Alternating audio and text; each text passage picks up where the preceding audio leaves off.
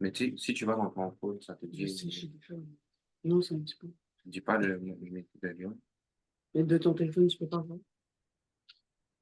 Mais si je rentre, ça va te quitter ici. Tu vas pas te faire quitter, tu vas juste regarder les informations.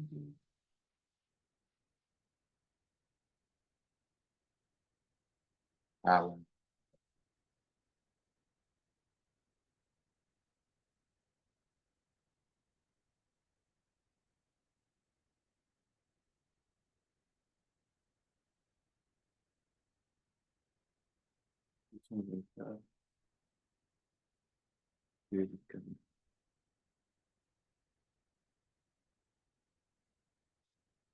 Hmm.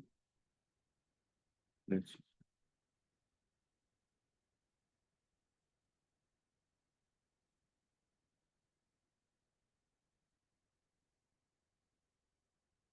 Merci.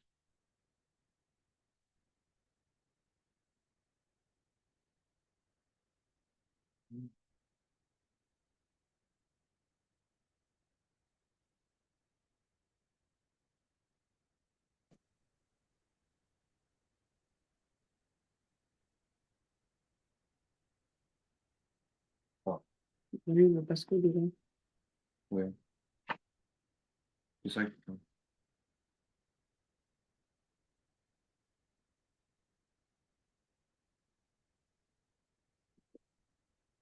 A marché.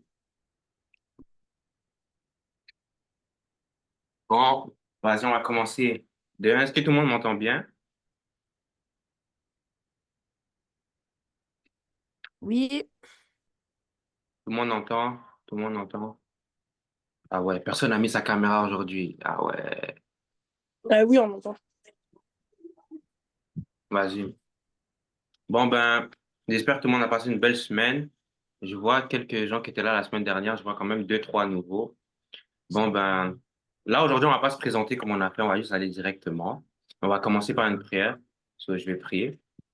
Fermez vos yeux. On va prier.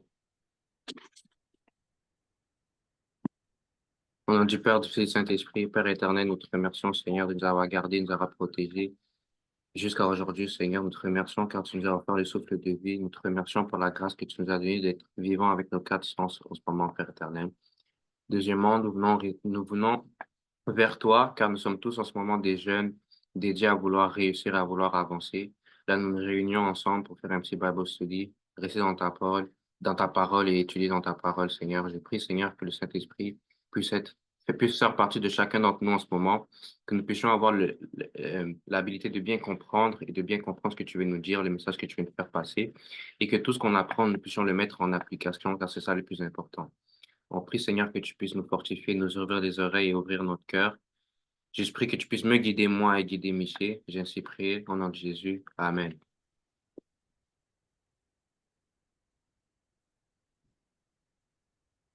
Amen. Bon, là, aujourd'hui, Amen. il y a, euh, il y a notre frère là, Miché. On s'est rencontrés il y a quelques semaines en plus par le Bible Study, justement. Et je lui expliquais qu'est-ce qui s'est passé je suis allé dans sa page Instagram. Là, je sais pas, je commence à regarder des petites vidéos. Là, je vois, il prêche bien et tout. Et même moi, ça m'a touché. Là, je me suis dit, oh, j'avais envie de faire des Bible studies comme ça parce que, genre, vous aussi, vous parlez, c'est pas obligé d'être moi. Et puis là, je me suis dit, la première personne qui va faire ça, c'est Miché. Donc là, il est là avec son frère derrière. Et bon, on va te laisser te présenter. Je te laisse la parole, hein. Yeah. Je sais pas si je dois dire bonsoir et quelle heure chez vous. Là, Je il est. crois que Vas-y, vas-y.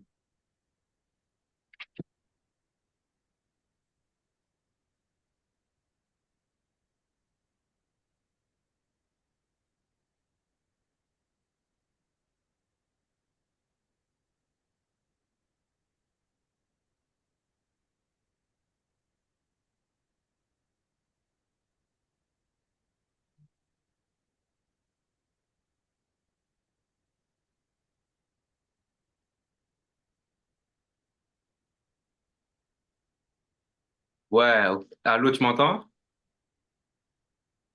Tu m'entends? J'entends rien, hein. Ton micro, Michel, il est en mute, je crois. Je pensais que j'étais la seule. Mais moi, je pensais que c'était Ouais. le seul. Vous m'entendez pas? Ouais, là, c'est Là, bon, oui, là. entendu. Ça va? Ouais. Donc, depuis que je parlais, personne n'a entendu, ok. Non, rien. Non. C'est triste, hein? Je reprends. Bonsoir à tous. Je suis très ravi d'être là ce soir. Je sais qu'il est, je sais pas moi, 18h chez vous. Yeah. Chez moi, il est 11h41, 23h41. Alors, merci pour la présentation. Je suis derrière avec un frère, un meilleur ami, Harold. Je pense qu'il peut approcher son visage ici, hein. Peut-être. On est là, on Congolais est à deux. aussi? Congolais aussi? Oh, mais Ah, 100%. voilà, voilà, voilà. Le sang, le sang. Alors, bon, ce soir, on est ravis d'être là avec vous. Récemment aussi que j'étais là, il était aussi là, bien que je n'avais pas ouvert la caméra. Et voilà, je sais pas, je suis un peu de nature observateur. L'autre fois, je suis arrivé un peu en plein milieu du partage. Ben, je ne suis pas étonné que je participe aujourd'hui, bien que je ne sais pas vraiment le déroulement complet. Et voilà, on va faire avec. OK. Je sais pas, voilà, je sais pas voir vraiment, je vois que 17 participants. Et voilà, je sens que les gens ont fermé des cams. Il n'y a que toi et moi. Non, Toi et non, moi, non. on a fait. On est 17 personnes là. Non, je dis les caméras qui sont ouvertes, il n'y a que Il y toi a et moi, en fait. Joyce. C'est ça, les gars, ouvrez vos caméras, vos gars, vous avez peur. Mais ouais, c'est pas obligé en vrai, mais il y a juste moi, toi, Joyce, ouvert. Ok, que l'Éternel nous bénisse tous ce soir pour cette belle rencontre. Euh, je crois que je vais faire une petite prière. Une Vas-y, vas-y. prière. J'aimerais que chacun dispose son cœur. Au-delà d'être une rencontre en ligne, ces derniers peut être un culte qui peut sauver des vies, un culte où le Seigneur peut passer et faire beaucoup de choses. Alors moi, je crois fortement à cette main invisible qui se manifeste au visible, la main de Dieu, la main de Jésus. Cette main est capable de faire du bien au loin. Je sais que pendant ce moment, il y a des cœurs qui désirent ou qui soupirent vraiment d'entendre la voix de Dieu. Le Seigneur le fera. Alors je prie au nom de Jésus. Seigneur, entre tes mains, nous déposons cette rencontre du soir. Entre tes mains, nous apportons, Seigneur, le cœur de tout un chacun. Toi qui connais le cœur, toi qui sondes le cœur et le rein, qui façonnes le cœur. Père, nous ne savons pas parler, nous ne savons rien faire, mais toi, tu sais tout faire par ton précieux esprit. Cher Saint-Esprit, gouverne, coordonne, prends en charge ces instants. Sois le témoin fidèle, le paraclet, sois en train de verser la quantité absolue de ton esprit dans nos cœurs. Déborde en nous de sorte que ces derniers ne soient pas qu'une rencontre de jeunes, mais que ce soit un culte raisonnable, un culte auquel tu vas tuer ta gloire. Alors viens, précieux Esprit de Dieu, déborde dans nos vies. Amène-nous à t'écouter, amène-nous à comprendre ta parole, amène-nous à être nourris et agrandis dans le nom précieux Jésus. Je ainsi prie et je dis Amen. Amen. Et Bon, les gars, j'espère que vous avez les Bibles, les cahiers, parce qu'aujourd'hui, ça va chauffer. So, au moins, on est moins que la dernière fois. Mais avant qu'on commence, on va redire ce qu'on avait dit la dernière fois. So, là, on n'est pas à l'église, OK? Il a parlé de culte un coup, mais c'est vraiment une conversation. C'est pas que on prêche. Ben, oui, on prêche, mais c'est genre, feel free to like, si tu as un commentaire, dis un commentaire. Si tu as un témoignage, dis un témoignage. Et c'est ça qui va, comment dire, rendre cette session d'aujourd'hui à succès, tu vois? Parce qu'on apprend tous les uns des autres. Donc, tout ce que tu as à dire qui passe par la tête, dis et feel free to speak. Vraiment, sois pas timide parce que la timidité ne vient pas de crise. Donc, vraiment, c'est ça.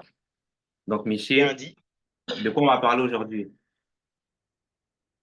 Ben voilà, comme je le vis l'autre fois, nous allons essayer de discuter comme enfant de Dieu sur le précédent thème qui est la croissance. Vous m'entendez, hein? Il y a, La il parler croissance, un peu ok? plus fort. Un peu plus fort, hein? Yeah, juste un peu plus fort. Il fait froid. Il fait C'était froid froid au aujourd'hui, on sait pas Congo. pourquoi. Ah, oh, dis-moi. Il fait froid aujourd'hui. Vas-y. Voilà, on est là. Donc, alors, je dis, on va parler de la croissance. Et au-delà du précédent thème, un apport, un sous-thème que j'ai intitulé Mourir pour renaître. Déjà, nous comprenons. Je ne vais pas demander au moins les définitions sur mourir ou encore renaître. C'est déjà c'est quoi mourir, mais aussi c'est quoi renaître. Alors, avant d'entrer vraiment dans le vif de ce petit message, j'aimerais d'abord souligner un truc, c'est que, vous savez, dans la vie, la plus compliquée des étapes, c'est la croissance, en fait, c'est grandir. C'est quitter un point A pour un point B. Nous savons tous comment est-ce que la croissance a toujours été un problème. Nous savons tous comment est-ce que d'autres même en ont souffert, peut-être d'autres continuent à souffrir jusqu'à aujourd'hui. Il y a plusieurs exemples. Prenons un peu les exemples comme, parlons un peu de moi. Moi, j'ai quitté peut-être mes parents depuis l'âge de 11 ans. Ouais. Depuis 11 ans, je ne vis plus avec mes parents. J'ai été envoyé très loin à l'internat chez le prêtre. Là, je devais étudier. Là, je devais passer au moins 5 mois pour voir mes parents. Alors, je n'étais plus accoutumé à cette vie-là de fils et père, voilà, fils et parents. D'où c'était un grand problème, déjà, le côté où tu es enfant, mais que tu dois prendre soin de toi-même. Yeah. Tu es enfant, lequel des choses que d'autres petits vivent,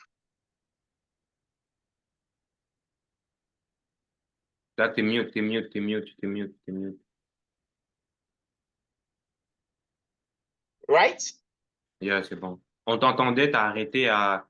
T'allais commencer à expliquer quelque chose, mais on n'a qu'entendu. Ok. Bon, je parlais de la petite étape qui s'est produite dans ma vie, alors que je quittais mes parents. Je devais tout apprendre seul, en fait. C'est vraiment une étape très compliquée parce que, au-delà de tout, tu es jeune. Quand je parle de jeune, je parle d'un âge très bas. Ok. Je suis adolescent. Mais au-delà d'être adolescent, je devais faire preuve vraiment de maturité. Ok. Parce que si tu ne le fais pas, personne ne le fera pour toi. D'où je t'ai confronté, voilà, à grandir très tôt et à pouvoir me prendre en charge très tôt. Voilà. Alors, ce soir, nous toucherons plus sur la croissance.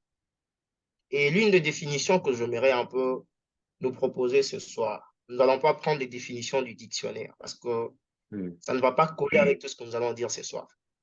Okay? Nous allons prendre les définitions que j'ai vraiment reçues de la part de l'Esprit de Dieu. Alors, la première définition que j'aimerais que nous puissions garder, j'aimerais dire c'est que la croissance est une perte, mais en même temps un gain. Je ne sais pas si je suis audible. Qu'est-ce que tu La veux dire? croissance, la croissance est en même temps une perte, mais encore un gain. Avant d'expliciter ce que je suis en train de dire, on peut lire 1 Corinthiens 13, 11. Il y a un lecteur parmi nous. Daniel, tu es là, tu peux faire ça. Vas-y, 1 Corinthiens, vas-y. ok? J'ai envie de 1 choisir quelqu'un Corinthiens. pour lire. Mais en vrai, on va être gentil, on va être gentil. On va Ouais, choisir ouais, Dave. En vrai, je suis déçue, je peux, hein. C'est 1 Corinthiens 11, Ouais. 13. 13. 1 Corinthiens 11, 13. 1 Corinthiens 11, le verset 13. Ok, attends, je vais- It's cool, sorry.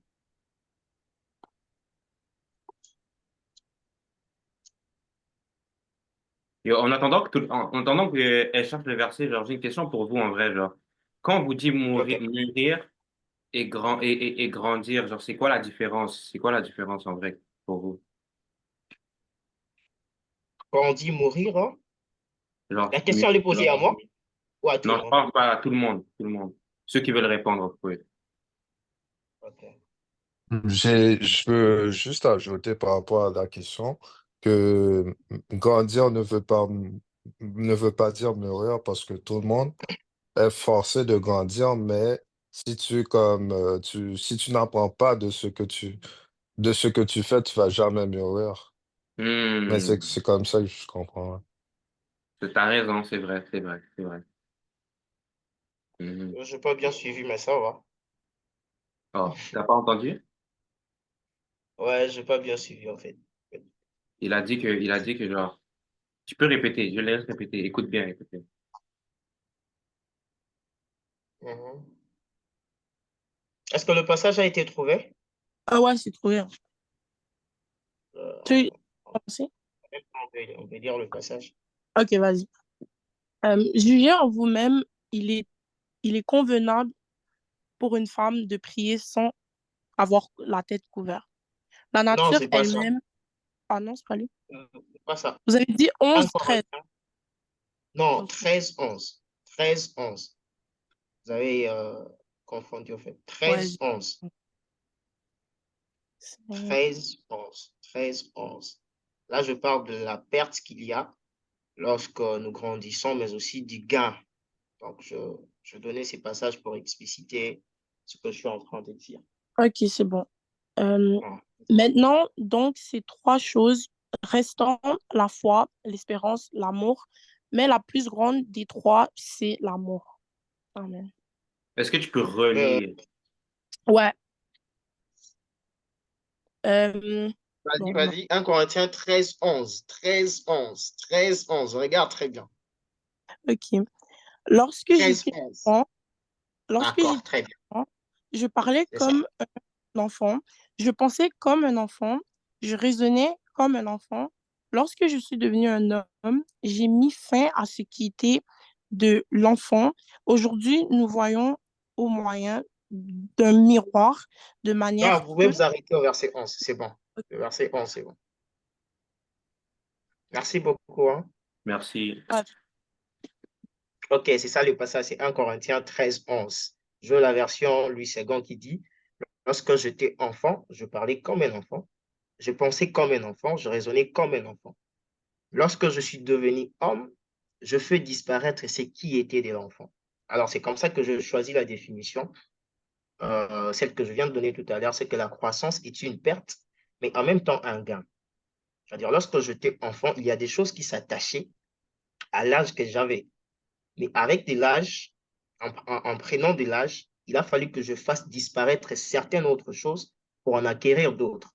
C'est en Mhm. fait ça l'étape de la croissance. Comme ça que je disais, c'est l'une des étapes un peu plus compliquées parce que là, vous verrez certaines personnes ayant déjà un âge avancé, mais n'arrivant pas à abandonner les choses qui concourent aux âges plus bas. Voyez-vous? Là, nous parlons d'abord de façon physique. Il faut toujours me parler si le micro coupe, hein, parce que là, je crois que j'ai un petit problème de fois. Non, là, ça va, là, ça va. Okay. Alors, c'est comme ça que je suis en train de souligner, c'est que je reprends la définition. La croissance est une perte, mais en même temps un gain. Et lorsqu'on grandit, on ne perd pas seulement certaines choses, mais on en gagne aussi d'autres, on en bénéficie d'autres. Donc, l'étape de la croissance, c'est une étape très compliquée, très difficile, parce qu'il doit falloir se détacher de certaines choses que tu aimais. Alors que tu étais enfant, il y a des choses auxquelles tu t'es attaché. Mais là, tu as mûri, en fait. Là, tu as dépassé un peu un certain âge. Soit tu as déjà l'âge de la conscience du bien et du mal. Si l'on tolérait certaines choses étant enfant, même les parents ne vont plus te tolérer certaines choses lorsque tu as grandi. Ils vont carrément te dire que non, voilà, les choses que tu fais ne concourent pas à ton âge. Okay? Il y a même des demandes que l'on fait lorsqu'on est enfant qui sont facilement compréhensibles. Okay? Le parent, voilà, ils font passer. Mais à un âge avancé, quand tu vas faire une demande, comme les enfants le font, je ne sais pas comment est-ce que les parents peuvent te traiter, mais tu comprendras toi-même. Alors, pour aller plus bas, je disais, dans ce processus de croissance, il y a deux verbes importants que l'on ne doit pas ignorer ce soir. Dans la croissance, lorsque tu grandis, tu dois comprendre que, d'ailleurs, vous allez comprendre, je vais vraiment souligner ces verbes-là alors que je suis en train de parler. Il y a le verbe grandir, mais aussi le verbe mûrir. OK? Donc, le mot croissance cache au fait deux verbes. Il il y a le verbe grandir et puis le verbe mûrir. C'est-à-dire, par grandir, nous voyons simplement un aspect extérieur. Nous voyons là un changement extérieur. Quand je vois, je parle vraiment de Daniel, quand je vois Daniel à l'âge de 5 ans et Daniel à l'âge de 17 ans, ce sont deux personnes un peu plus différentes. Il y a eu un changement énorme. C'est ça grandir. Grandir touche plus à l'âge, OK? Le côté physique, l'âge ou la chair. La chair a subi une transformation. Cette transformation est partie du temps qui a découlé depuis son jeune âge jusqu'à l'âge qu'il a aujourd'hui. Là, ça se passe dans la croissance. C'est ça, grandir en fait. Mais tandis que mûrir ne va pas toucher la partie extérieure, mais mûrir touche la partie intérieure. C'est-à-dire, quand on dit que cet enfant a mûri, cet enfant a, en ce moment-là, atteint une maturité. T'es mute, t'es mute, t'es mute, t'es mute, t'es mute.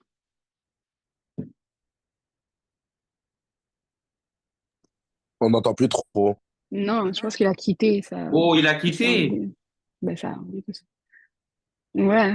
Je pense que le réseau a bug un peu. Ouais, Donc, je pense son phone a die, quelque chose comme ça. Ok, il est là. Attendez.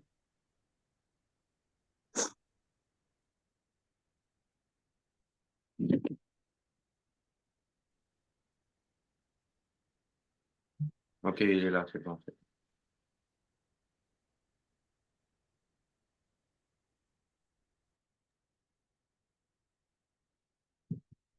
Recording in progress.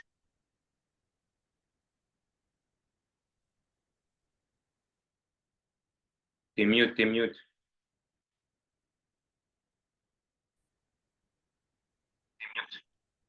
Oh, what's happened? What's going on?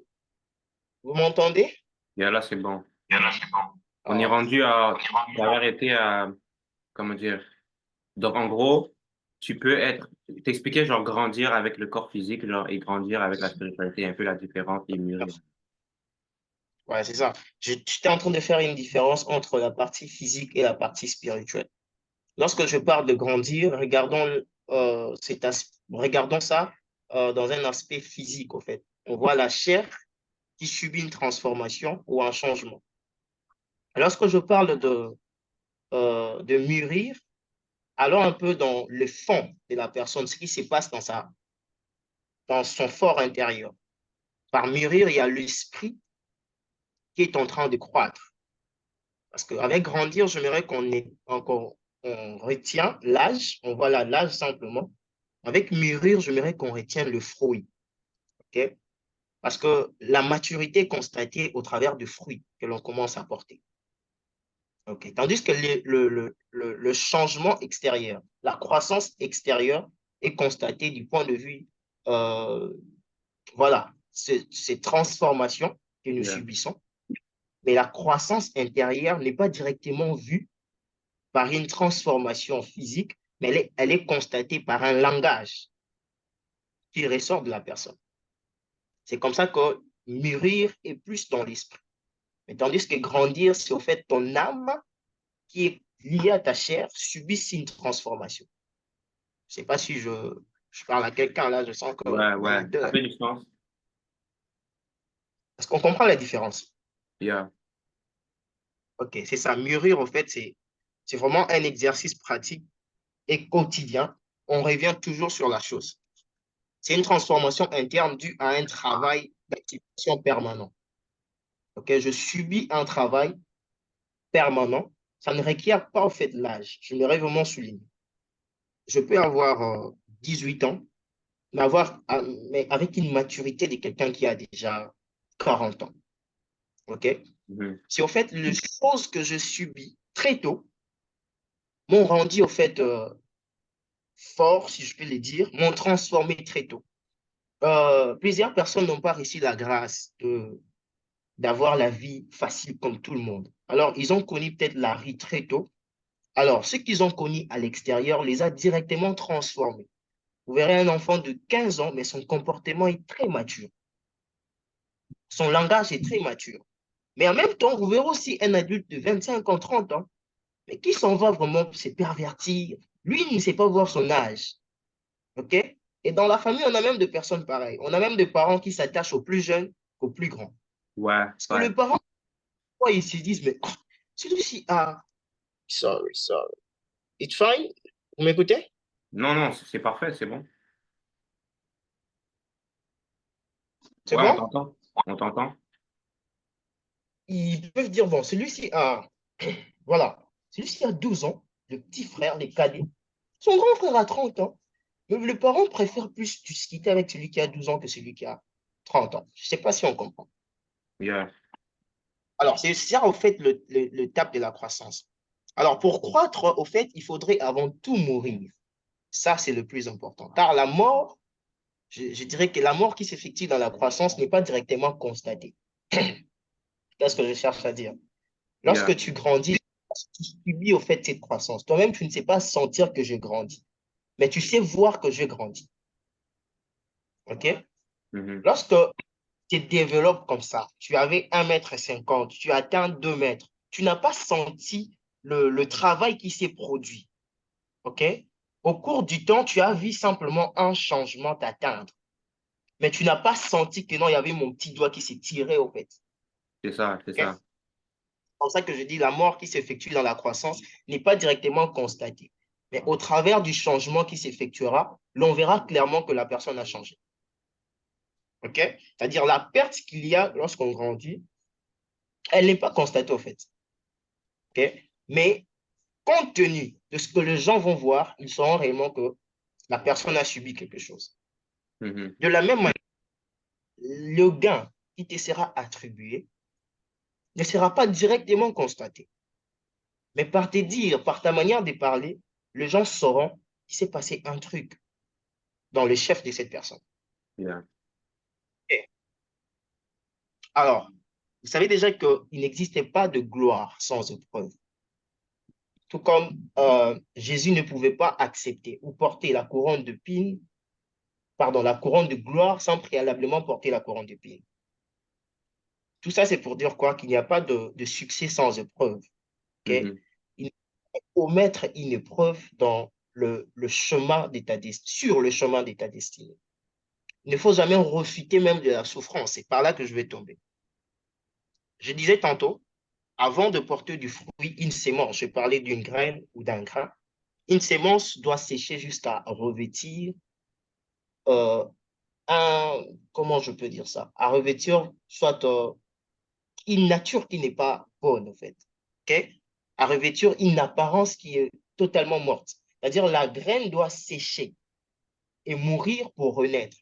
Je ne sais pas si vous avez déjà eu le temps d'observer, soit de planter quelque chose.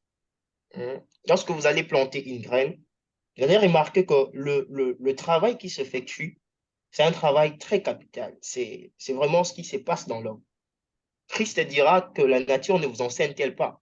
C'est-à-dire, nous apprenons beaucoup de choses parce que la nature nous fait montre. OK? Alors, lorsqu'une graine est jetée à terre et que nous la plantons, il y a là d'abord un travail qui doit s'opérer. La graine doit perdre son éclat.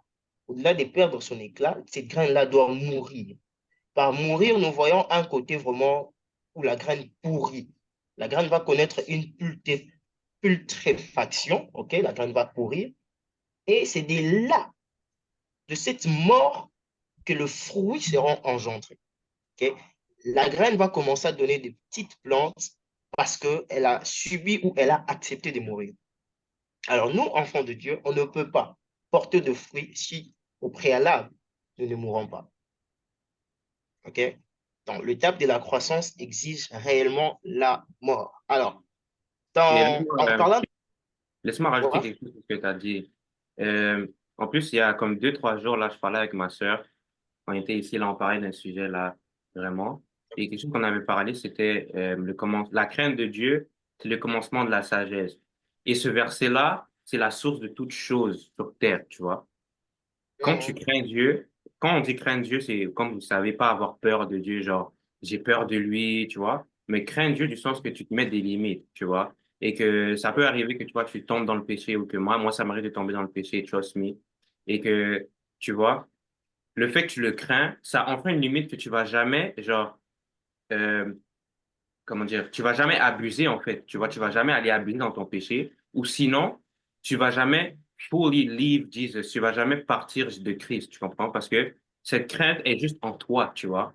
Et quand tu crains Dieu et tu as ce respect pour lui, t'auras tendance à genre, tu vas constater que ton comportement change. Quand tu voudras faire un truc que tu faisais avant, euh, cette crainte est là, j'ose pas, tu vois. Pas parce que tu as peur, mais parce que tu le crains, tu vois. Et quand tu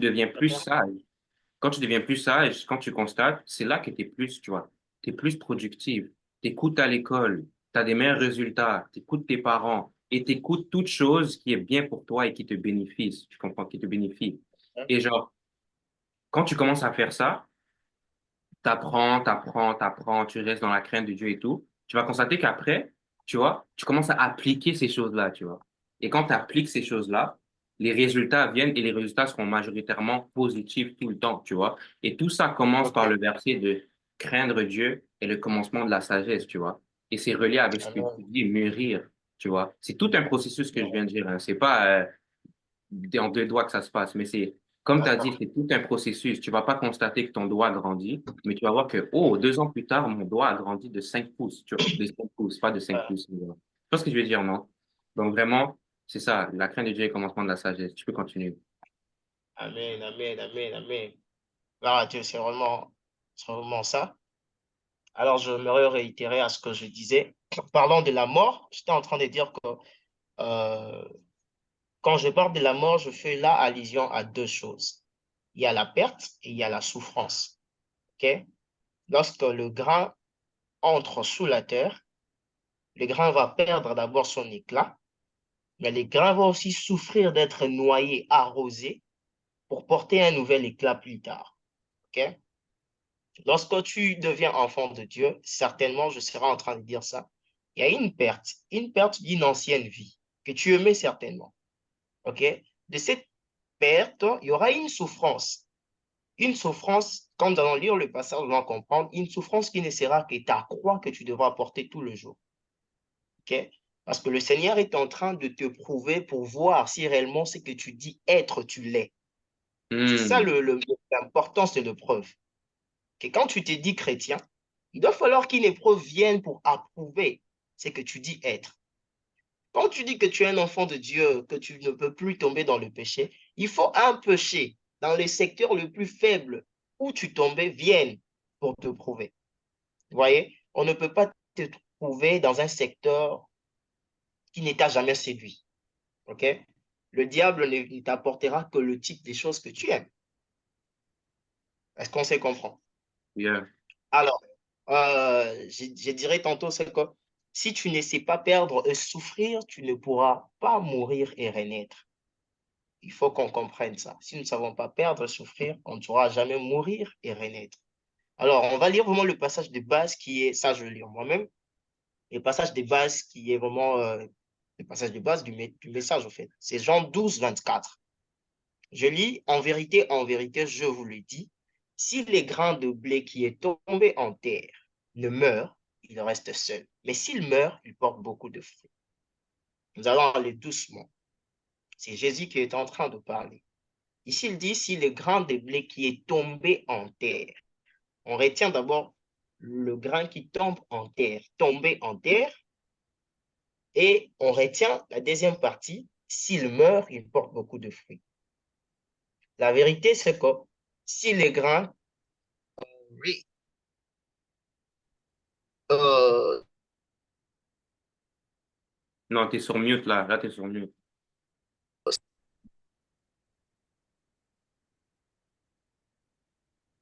T'es encore sur mute.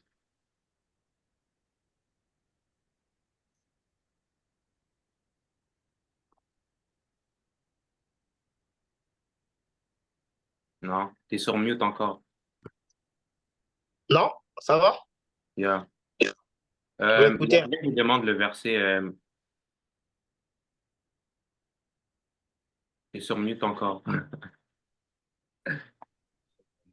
Ah, Jean 12, 24. Jean Jean combien? 12, 24 dit, Jean 12, 24. Jean 12, 24.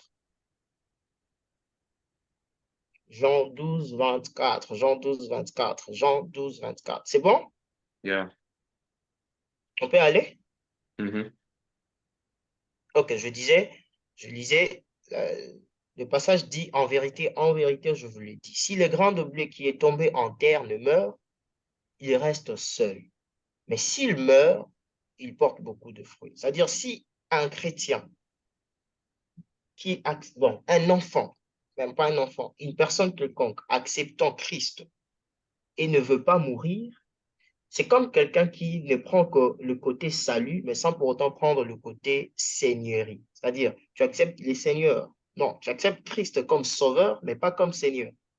C'est-à-dire, tu n'acceptes que Jésus comme étant ton sauveur, mais pas comme étant ton seigneur. Parce que quand tu l'appelles seigneur, tu dois au fait obéir à tous les ordres, commandements, tout ce qui va te dicter en ce moment-là, tu dois entendre et obéir à cela. Alors, je vais expliquer les deux termes. Je dis qu'on doit garder le mot tomber en terre et puis mourir. Alors, lorsque Dieu dit, si le grain de blé qui est tombé en terre, tomber en terre, c'est quoi? C'est s'abandonner d'abord, s'abandonner à Jésus. Okay? Tomber en terre, c'est accepter Jésus comme sauveur et Seigneur. C'est-à-dire, lorsque je serai en train d'expliquer plus bas la terre, nous allons comprendre le type d'endroit auquel les grains tombent et auxquels de ces endroits sont productifs. OK? Le grain peut tomber en tout lieu, mais il n'est productif qu'en un seul lieu. Est-ce que je parle à quelqu'un? Yeah. Mhm. Le grain de blé, n'importe quel grain, peut tomber en tout lieu, mais il ne sera productif qu'en un lieu quelconque, c'est-à-dire un lieu qui est stérile, pas stérile, sorry, fertile, un lieu qui est fertile. OK? Alors, je disais, tomber en terre, c'est s'abandonner à Jésus, c'est l'accepter comme sauveur et Seigneur. C'est-à-dire, lorsque nous venons comme étant des enfants de Dieu, quand nous acceptons Christ comme sauveur et Seigneur, selon, je pense, Romains 10, 9, si nous confessons de la bouche le Seigneur Jésus, si nous croyons dans notre cœur que Dieu l'a ressuscité des morts, tu seras sauvé. Voilà. Je pense Romains 10, 9. Alors, quand nous acceptons le Seigneur, c'est ça, au fait, le fait de nous abandonner à lui. Mais cela ne suffit pas. Accepter Jésus revient aussi à mourir avec lui et ressusciter avec lui. OK? Parce que lui-même est mort et ressuscité. C'est-à-dire, il y a des choses à abandonner et il y a des choses aussi à prendre. Il y a un passage que nous aimons très bien énumérer, que je compris un jour, je pense que c'est Matthieu 11, 28. Et c'est lui, non, qu'est-ce que ça dit? Venez à moi, vous tous qui êtes chargés, fatigués, je vous donnerai du repos.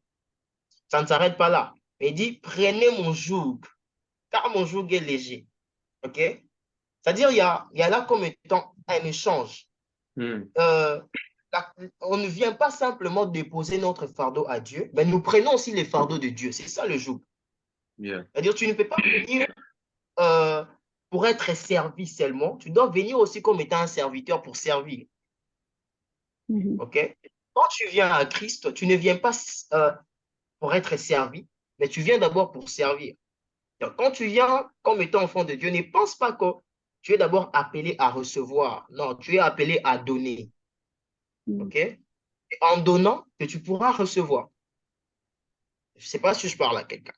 Oui. Yeah. Alors, en fait, quand nous nous abandonnons à lui, nous assumons et acceptons toutes les conditions qu'il va nous donner. OK? C'est comme ça qu'il dit, si ces grains-là meurent, c'est-à-dire par mourir, j'accepte. C'est en mourant qu'il va porter de fruits.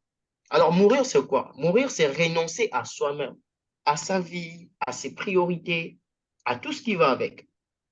OK? Pourquoi? Parce que cette fois-là, il y a une vie qui m'est offerte, laquelle de vie je dois accepter. Mais pour accepter cette vie-là, il faut que j'ignore la mienne. Je ne sais pas si je parle à quelqu'un. Yeah. Et je voulais rajouter un truc. Genre, tu vois, c'est très difficile d'abandonner sa vie d'avant. Tu vois, genre, moi, j'ai des struggles jusqu'à aujourd'hui. Les gens ici, on a tous des petits trucs qui nous ramènent encore à où on était au début, tu vois. Et Yes. écoutez ça, genre, je sais que c'est dur et tout, mais comme il a dit, il n'y a aucun succès. There's no success without failures. Il n'y a aucun succès sans échec, tu vois. Et rien n'est facile, tu comprends? il faut abandonner des choses. Et quelque chose que j'avais vu une vidéo hier et le gars disait que genre, comme, tu vois, quand Adam et Ève ont mangé la pomme, right? C'est pas la pomme. Attends, désolée, c'est pas une pomme. C'est quoi? Ben, c'est le fruit. Ben, en tout cas, ils ont mangé le fruit. Mhm. Que c'était interdit, tu vois. C'est interdit, les gars. C'est pas déterminé dans la Bible, hein. C'est ça. Bon, oui, La plante et la mangue. Let go find it. C'est bon? Vidéo? Ouais, non, j'en ai. Merci, What's happening? bon, les deux. Joyce, Ouais, désolé, C'est désolé, bon, vous désolé. m'entendez? Ouais, et comme je disais, tu vois, il y a une des filles, on avait une conversation la dernière fois, et une chose qu'elle m'avait dit que c'est resté, c'est que tu vois, en Christ, notre nature, non, non, quoi déjà qu'elle avait dit? Notre nature, c'est la sainteté. Ouais, c'est ça. Notre nature, c'est la sainteté, genre. À cause qu'on est en Christ, Christ, c'est comme notre racine. Genre, notre racine, c'est la sainteté. Même si on pêche, mais non seulement nos péchés sont pardonnés, mais de deux, nos péchés ne sont même pas, c'est pas notre source de l'esprit, tu vois. Mais qu'à l'époque, tu vois, c'était comme ça quand Adam et Ève ont mangé le fruit. Le péché est venu et tout humain, comme on dit, you're born to sin. Tu nais du péché quand tu es sur la terre, tu vois. Et que toute chose qui vient de l'homme, ce n'est jamais bien, tu comprends? Tout ce qui vient de Dieu est bon parce que Dieu est bon. Donc, toute bonne pensée, toute chose qui te permet d'être productive, genre, oh là, j'ai envie de... Ça, c'est des pensées que Dieu te met dans ta tête, tu vois? Ça vient pas de toi, tu comprends? Parce que ta racine de base, c'est le péché. L'homme a tendance à être mauvais, tu vois? Et si Dieu veut que tu abandonnes certaines choses, c'est pour toi. C'est justement à cause... Il sait que si tu t'attaches à ces choses-là, c'est que des choses mauvaises, tu vois, tu vas rien bénéficier de positif, rien du tout, tu vois. Et justement, je sais que c'est dur, mais il faut vraiment le faire parce que c'est ce qui nous emmènera à non seulement à aller réussir notre mission de pourquoi on est appelé à être ici sur Terre, mais de deux, c'est ce qui nous rapproche du succès, tu vois. Et ouvre ton cœur vraiment. Quand tu as l'impression que oh, j'ai envie vraiment d'être avec cette chose-là, de garder mon péché, de garder. Vraiment, le fait que tu gardes ton cœur fermé, c'est ce qui t'empêche de ne pas, tu n'avances pas, tu progresses pas. Parce que tu ne veux pas abandonner les choses que tu sais très bien que ça t'empêche, tu vois. Donc vraiment, c'est ça que je voulais dire. Donc toute chose que Dieu veut que t'empêches, même si des fois ça paraît bien, hein. Genre des fois, tu vois, ça peut vous arriver parce que, tu vois, tu rencontres un gars, tu penses que ce gars-là, c'est un bon gars, il met dans la foi et tout. Et Dieu te dit, tu sais quoi? Parle même pas à ce gars-là, cote-le, genre, ou bloque-le partout, tu vois. Toi, tu te dis, mais ça fait aucun sens. Ce gars-là m'aide, tu vois. Mais là, tes pensées viennent. Tu penses qu'en fait, non, c'est par ma propre manière de penser que c'est ce qui va m'aider à aller vers mon objectif, tu vois. Tu vas commencer à te dire que c'est moi, c'est moi. Et après, Dieu va te faire comprendre que même si quelque chose paraît bien, mais toute chose que Dieu dit d'abandonner, il faut le faire instantanément. On n'hésite même pas. Je sais que c'est dur parce que moi aussi, je struggle des fois, mais c'est genre, yo, cote-le. Comme on dit, c'est quoi le verset qui dit, quand ta main droite t'amène à pécher, Dieu a pas dit, il a dit coupe direct, pas coupe de la main droite direct, littéralement, mais genre enlève. Donc vraiment, toute chose que Dieu, c'est mauvais, enlève directement, même si c'est difficile, parce que c'est bien pour toi à la fin de la journée et c'est ce que tu as besoin de faire le plus vite possible. So, yeah. Désolé Yeah, si great.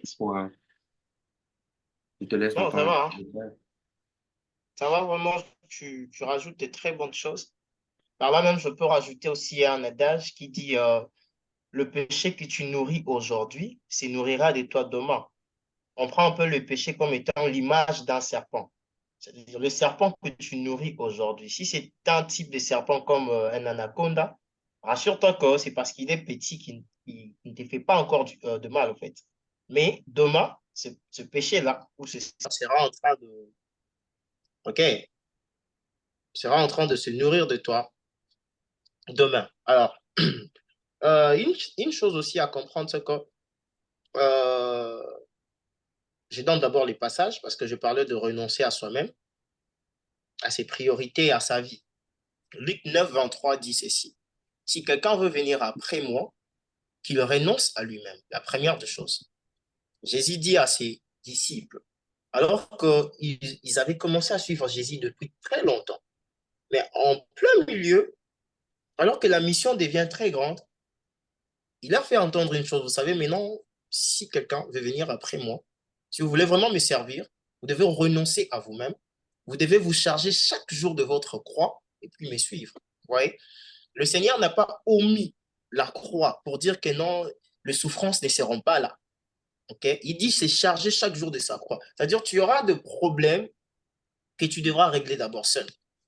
C'est ta responsabilité à toi pour croître, pour grandir. Parce que Dieu ne veut pas te voir demain avec une page d'histoire vierge. Dieu, s'il permet les épreuves, c'est pour que ton histoire puisse avoir un témoignage. Okay? On ne prêche pas que la Bible, mais la Bible est réellement aussi vécue lorsque nous avons des témoignages au regard de ce que nous avons lu. Okay? Ce n'est pas que Pierre qui sera un paradigme ou une référence, mais Daniel aussi doit être une référence pour prouver que Jésus est passé par là. C'est comme ça que l'histoire ou l'épreuve est importante parce que Dieu est en train de forger un type de personne qui sera en train de devenir un modèle, lequel de modèle les gens seront en train de croire et de s'attacher. Vous voyez? Pierre, on ne le voit pas. Daniel de la Bible, on ne le voit pas. Je ne sais pas moi, tous les apôtres, on ne le voit pas. On croit. Mais la foi est encore plus attractive lorsqu'elle est vécue comme ça. OK? On dit une chose. Le miracle et la foi sont comme deux aimants. Mais qu'est-ce qui est plus important? C'est que lorsque le miracle est vécu, le miracle attire même les personnes qui n'ont pas la foi à accepter les choses qui se déroulent dans ce secteur-là. Vous savez, nous sommes des enfants de Dieu. Lorsque nous ne vivons pas de miracles, il est impossible de donner aussi des miracles dans notre entourage, en fait. OK? Le Dieu que nous servons est puissant. Mais nous avons dilué ce Dieu compte tenu de nos limites, au fait. Dieu n'est pas limité, mais Dieu est limité par rapport à nous. Dieu est limité par rapport au type de relation que nous avons.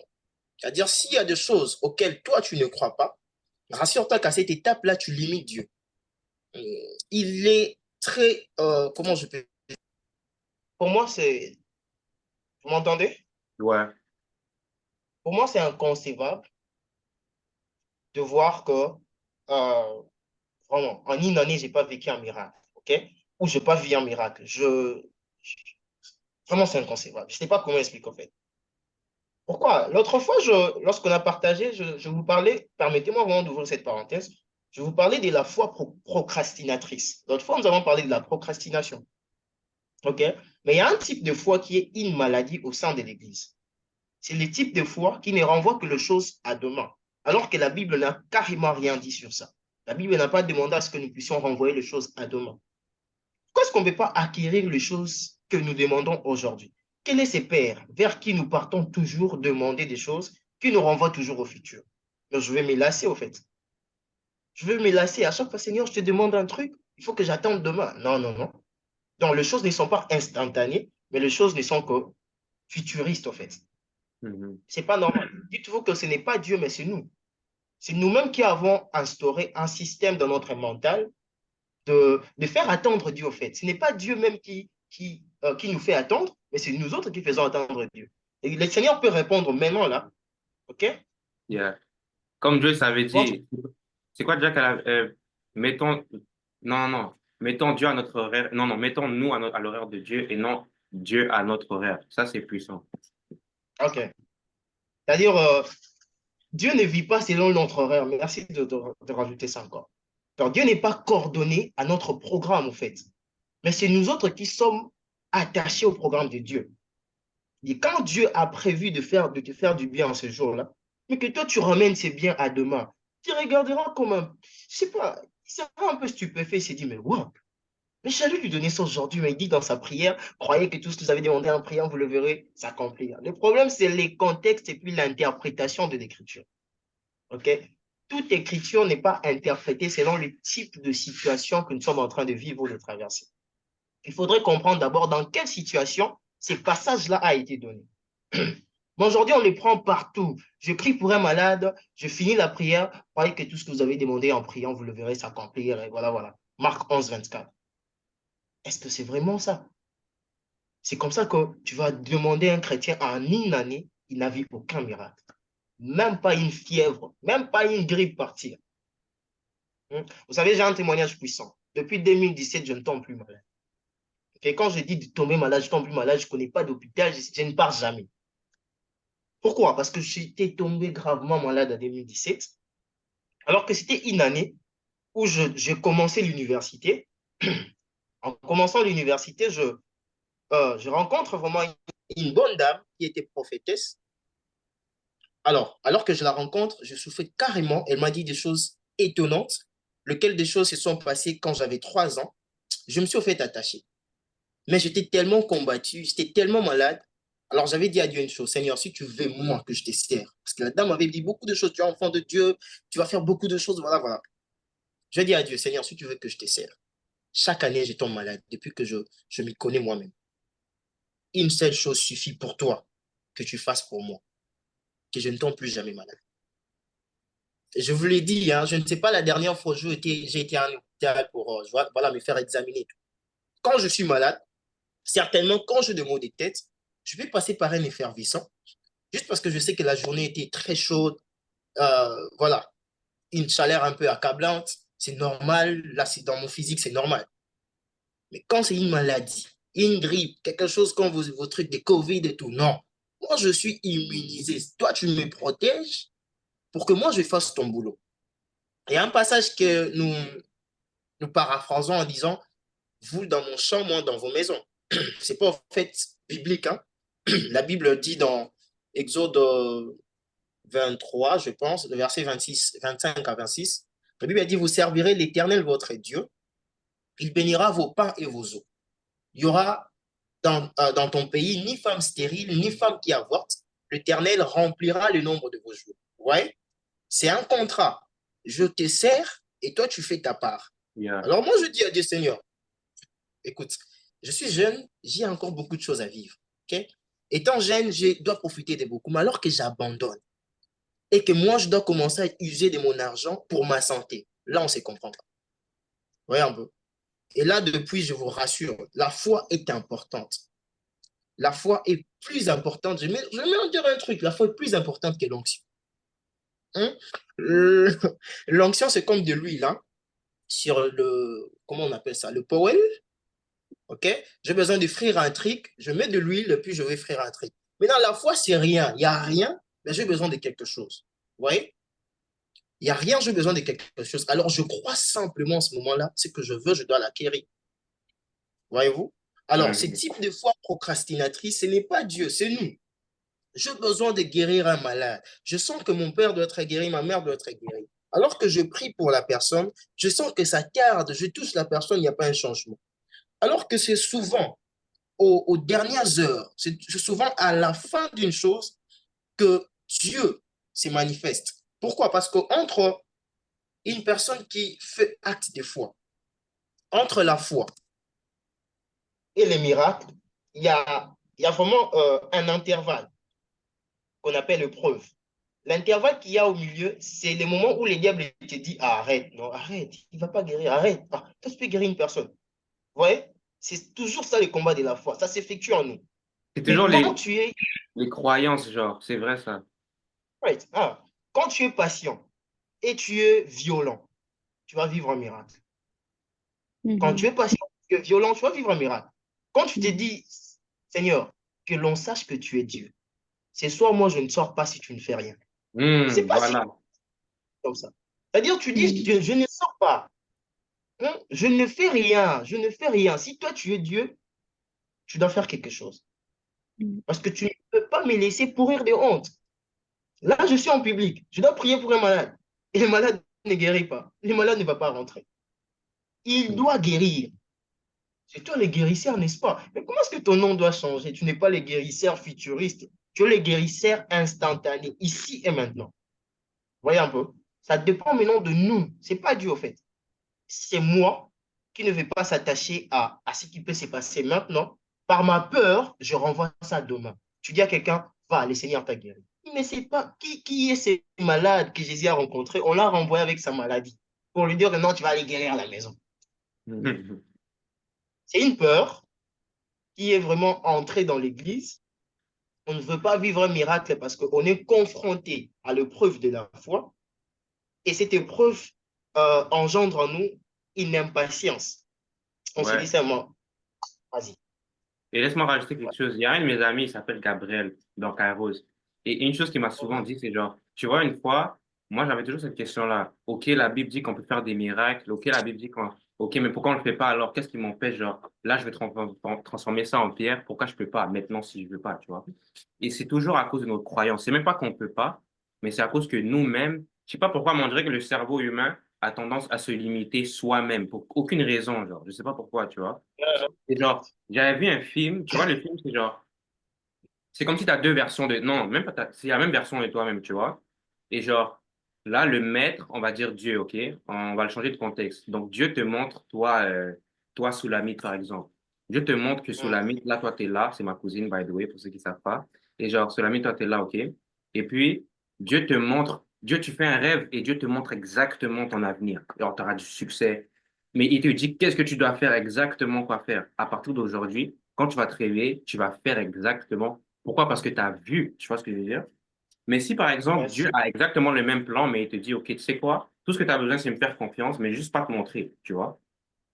Mhm. Souvent, c'est là que l'humain va pas prendre action. Comme tu as dit, il aura cette foi procrastinatrice, ou qui va se dire, ah, demain, ou sinon, il va même perdre confiance, ou sinon, par exemple, quelqu'un a un projet, right? Tu as un projet, Yeah. et Dieu, dans sa lignée, dans le livre, je sais pas quoi, c'est écrit que, OK, tu as fait ci, ça. Et t'as vraiment genre respecté ce que tu avais à faire, tu vois. Et après, tu as eu les conséquences que genre, tu vois, là, tu as du succès et tout ça, tu vois. Et OK. on va dire, on revient à ça, ouais.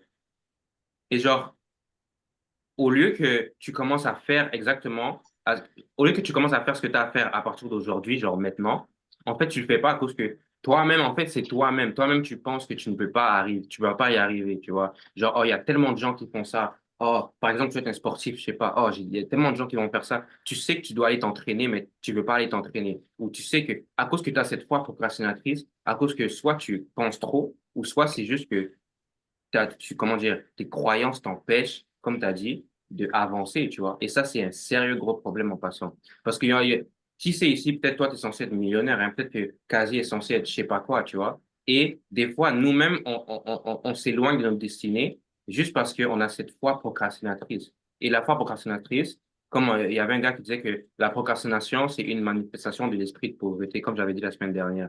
Et ça, c'est Yeah. trop réel. Genre, quand tu procrastines, c'est comme si tu dis à Satan, c'est comme si tu dis à Dieu, OK, Dieu, tu sais, je sais que tu as un plan pour moi, mais, like, why are you doing that? Tu vois ce que je veux dire? Et c'est genre, c'est vraiment, Yeah. comme tu disais, vas-y, je te laisse continuer, mais c'est vraiment quelque chose que je voulais souligner. Genre, la propre narcissiste, elle est dangereuse, très C'était dangereuse. juste une parenthèse, mais c'était important. C'était vraiment une parenthèse. C'était pas vraiment l'intitulé d'aujourd'hui. Mais voilà, fallait dire ça parce qu'on est jeunes, nous sommes en train de s'entraider, au fait. Ouais. Nous sommes en train de s'entraider. Les gens meurent inutilement, moi j'ai dit. Les gens meurent inutilement. Le malade souffre aussi inutilement. Alors qu'on a réussi un pouvoir. C'est pas. Moi, j'aime poser la question aux chrétiens. As-tu déjà vécu un miracle? OK? Parce que comme en cette année, je peux dire, qui a vécu un miracle cette année? Qui a vu quelque chose d'inouï? C'est-à-dire qui sort de l'ordinaire, d'extraordinaire. Moi, Ah, le surnaturel, qui a vu? Cette année, quelqu'un ouais, a moi, vu j'ai fait ça? quelque chose, ouais. Attendez, j'arrive, je Ouais, vois la porte. aide-nous un peu à avoir l'idée, au fait. C'était quoi? Ben, pour être honnête, j'en parle parce que genre, c'est tellement quelque chose qui m'a. Ben, c'est un des trucs dans ma vie où que je croyais que ben, c'était un point, que c'était genre, que c'était mort, que ça pouvait vraiment pas avoir de changement. Puis c'était ma relation avec OK. ma mère. Puis dans le fond, genre, on n'avait vraiment pas une bonne relation. Puis rien du tout. Ouais. Et puis il y a une journée que j'ai choisi, je suis comme, OK, ça me, genre c'est trop un surpoids sur moi, tu vois. Donc j'ai prié. Mhm. Donc j'étais allée, genre, dans mon closet et tout, j'avais mis la musique. J'ai commencé à prier, j'ai prié, j'ai prié. Puis à chaque fois que j'étais prête à, genre, arrêter la prière, puis, genre, tu vois, continuer la journée, je me suis dit, non, attends, parce que j'ai l'impression que si je sors de cette prière, ben, il n'y a pas grand-chose qui vont s'arranger. Donc, Dieu, genre, je vais pas sortir, genre, je vais pas sortir dans cet état de prière tant que tu m'auras pas fait sentir autrement de la situation. Ça, Puis là, c'est genre, faux. puis là, à un moment donné, à force de prier. J'avais eu quelqu'un qui OK. m'a fait un verset pendant que je prie en plus. Puis là, ben, c'est là que ça m'a donné le signe de comme, vas-y, lève-toi. Puis là, ben, je comprenais pas pourquoi ça me disait de me lever. Donc, je me suis juste levée. Je suis descendue en bas, comme ça, à avoir une conversation avec mon père et tout, puis ma mère. Puis là, on parle. Puis là, genre, C'est là que je commence à lui parler de tout, genre, que je gardais en cœur pendant beaucoup d'années. Puis elle aussi, elle s'est mise à parler. Puis moi, je me suis excusée pour nos différences. Et genre, boum, genre, il y a zéro problème avec ma mère. Il s'est brisé. Genre, tout est genre brisé. Genre, vraiment, c'est genre, ça me. Gloire à Dieu. C'est plus grand que moi, honnêtement, là. Puis, ouais, amen. Gloire à Dieu. Amen, amen. C'est comme ça, il faut vraiment défier sa foi. Faut pas seulement être un enfant de Dieu, mais il faut aussi le prouver. Le dire ne Ouais, suffit pas, en fait. amen. Ouais? Vous ne pouvez pas commencer le miracle chez les autres si vous-même, vous ne les avez jamais vécus. Exactement. Voyez, tu ne peux pas faire un miracle chez une autre personne alors que toi-même avec ta petite maladie, une grippe, voilà, une petite fièvre, tu ne sais pas guérir ça, en fait. Voyez un peu. Et Moi, je genre, ne je sais vais pas. dire, Ah, je vais, d'accord. vas-y, vas-y, Ouais, continue. Oh, je peux aller, ok, ouais, je vais dire, genre, juste une petite parenthèse que, genre, euh, attends, qu'est-ce que ça allait dire? Tu disais quoi déjà? Ouais, sur les miracles, les Ok, miracles. Moi, j'aime trop parler de miracles, je sais pas pourquoi, mais j'aime parler de miracles. Et genre, c'est bien. vous savez que, actually, si je veux transformer ça en sens, je peux le faire. Mais c'est juste que je veux pas réussir à cause que je me limite au tout profond de moi, tu vois. Parce que tout le monde ici, on peut tous faire des miracles, vraiment. Parce que si tu fermes les yeux et tu réalises, quand la Bible dit, genre, on demeure en Christ, Christ demeure en nous, le Saint-Esprit est en nous, tu vois. Et ça, c'est des paroles qu'on entend depuis, mais on dirait que on le comprend pas, genre. So, tu dois vraiment fermer tes yeux et imaginer que l'esprit de celui qui a créé l'univers habite en toi, tu vois. So, qu'est-ce qui peut t'empêcher de faire quelque chose? Rien du tout, à part toi-même, tu vois. So, c'est ça. Ouais, c'est ça. Vas-y, tu peux continuer. On doit pousser ça très loin, vraiment. On doit vivre de miracles ici. Dans ce groupe, on doit vivre des miracles. En Si, une semaine, quand on se rencontre, on s'est dit non. Hier, moi, je viens aveugle une personne aveugle qui commence à voir, comme ça. ouais, Regarde. je donne un petit Comme moi. témoignage en plus. Genre, J'ai toujours eu de avec, visions. En fait, pour commencer un peu à exercer ma foi comme ça commençait par des visions. Je me voyais évangéliser puis prier pour le malade. Voyez un peu. yeah, Je me voyais évangéliser puis prier pour le malade, mais je me disais, comment ça? Alors, je pouvais voir une personne comme une fois. La journée, je suis en train de marcher. Je vois deux choses instantanément. Alors que ce que je vois, c'est différé de ce que je voyais dans mon fort intérieur. Ok. J'étais en train de voir une personne assise sur une chaise roulante. Mais c'est comme si on me demandait de soulever cette personne et puis de marcher. Mais je me dis, mais non, c'est pas ça. En pleine rue comme ça. En fait, ça a commencé comme ça. C'était quelques peurs, quelques peurs, quelques peurs. Ben, jusqu'à ce que je d'abord commencé par moi-même. Ok. Je vais d'abord commencé par moi-même.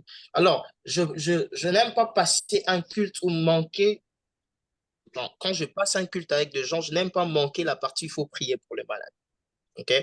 Parce que voici, la Bible dit dans, je pense, Marc 16, 17, voici les miracles qui accompagneront ceux qui auront cru. Ce n'est pas une blague. Les miracles accompagnent tous ceux qui auront cru en mon nom. En mon nom, ils feront quoi? Ils chasseront les démons, je pense que ça commence par ça. yeah. Ils parleront de nouvelles langues. Ils boiront de liqueur mortelle, mais cela ne leur fera point de mal, c'est-à-dire du poison. Ils imposeront le main aux malades et les malades seront guéris. Mais non, je me dis, c'est faux ou c'est vrai? Tu Yeah. imposes le main aux malades. Le problème, c'est quoi? Tu regardes ta nature homme, ok? Frère, Dieu ne tient pas compte du vase, il ne tient pas compte de ce que tu as fait. Et là, moi, je me rouvrir ça. Ce n'est pas parce que tu as péché hier que tu ne peux pas prier pour quelqu'un aujourd'hui. Il n'y a pas de lien. Là, c'est une croix que tu portes seul. Ça va te retarder dans d'autres choses. Ça va t'arrêter dans certaines choses. Certaines portes de ta vie vont se fermer parce que là, tu as essuyé à côté. Mais Dieu, pour guérir une personne, il n'a pas besoin de ce que tu as fait. Il a seulement besoin d'un canal qui vient prier pour un autre canal. C'est comme ça que vous voyez, je pense dans Matthieu 7, 21, si je ne m'abuse, où Dieu sera en train de régner ceux-là qui l'ont servi, ceux-là qui ont fait de miracles. Ils vont dire même au dernier temps, Seigneur, nous t'avons servi, nous avons fait des miracles, on a fait ci, on a fait ça. Il va dire, je ne vous connais pas. Parce que pour Dieu, qu'est-ce que la Bible dit? Je pense Hébreux 12, 14. Recherchez la paix avec tous et la sanctification sans laquelle personne ne verra les seigneurs. C'est-à-dire, la seule chose qui vous a stoppé au fait de ne pas me voir, c'est le péché. Ouais. En réalité, on pouvait bien se voir. Vous avez fait des trucs pour moi. Vous m'avez servi. Normalement, je devais vous récompenser. Et la seule chose qui fait en sorte que je ne vous récompense pas, c'est une nature que je n'aime pas. Vous voyez? Ésaïe 59:1 dit quoi? Non, la main de l'Éternel n'est pas courte pour sauver, ni son oreille dure pour entendre. Ce sont nos péchés, nos crimes qui mettent un voile, une séparation. Alors là, vraiment, c'était une parenthèse. Alors, on est jeune, on parlera un jour sur le péché, c'est important. Parce qu'il faut vraiment s'asseoir là-dessus. Il faut vraiment partager les expériences de chacun, comment ça se passe. Alors, pour revenir au message, là, j'avais donné le passage de Luc 9:23. Si quelqu'un veut venir après moi, qu'il renonce à lui-même, qu'il se charge chaque jour de sa croix et qu'il me suive. C'est ça, je disais, dans le commencement à soi-même.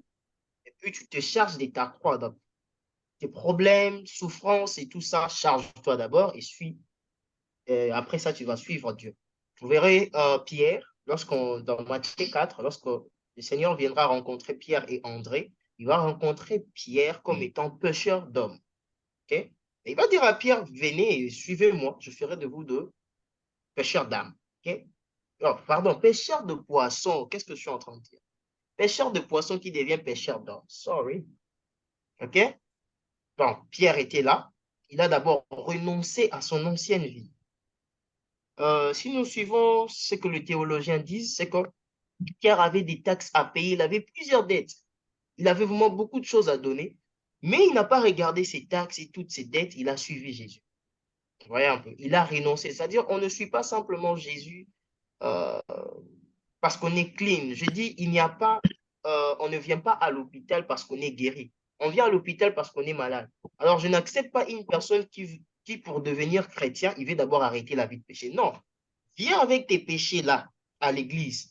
C'est là l'hôpital. C'est là que tu vas rencontrer un docteur qui s'appelle Jésus. C'est ce docteur-là qui va te guérir.